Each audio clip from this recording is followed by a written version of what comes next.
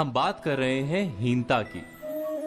इसको विस्तार से समझाने के लिए मैं आपको एक कहानी सुनाता हूं। एक बार पिता पुत्र दोनों साथ मिलकर दूर के शहर में अपना गधा बेचने जा रहे थे। मार्ग में किसी ने कहा कि ये 3 गधों को देखो। अरे भाई, अगर गधा साथ है तो बाप और बेटा पैदल क्यों चल रहे हैं? ये सुनकर बाप ने अपने बेटे को गधे पर बिठा दिया। कुछ आगे जाकर किसी ने कहा कि कमाल का बेटा है भाई, अपने बूढ़े बाप को पैदल चला रहा है। तो बेटा गधे से उतर गया और बाप को बैठा दिया। कुछ दूर जाकर किसी की बात सुनी, भाई कमाल का बाप है, अपने बेटे को पैदल चला रहा है।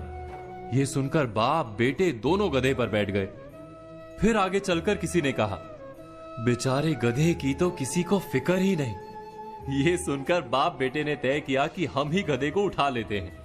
जब उन्होंने गधे को कंधे पर उठाने की कोशिश की तो गधे ने भड़क कर लात मारी, दोनों की पसलियां तोड़ दी और भाग गया। हीन भावना से बंधे लोग क्या ऐसे नहीं जीते? कभी कभी हमारे सारे निर्णय लोगों की धारणाओं पर आधारित होते हैं। हम यही विचार करने में जीवन बिता देते हैं कि समाज क्या कहेगा। अपने जीवन का प्रवाह लोगों की बातें सुनकर बदलते रहते हैं। ऐसी हीन भावना हमें जीवन में सफल नहीं होने देती। क्या ये सत्य नहीं? ये सत्य है कि समाज से उत्तम कोई दर्पण नहीं। अपने आप का परिचय प्राप्त करने के लिए समाज के दर्पण में पड़ने वाले हमारे प्रतिबिंब को देखना अत्यंत आवश्यक है। किंतु यह भी सत्य है, दर्पण की मर्यादा है कि वो उल्टा चित्र दिखाता है। समाज के दर्पण में दिखने वाले प्रतिबिंब को सीधा करके देखना आवश्यक है। इसका अर्थ क्या होता है?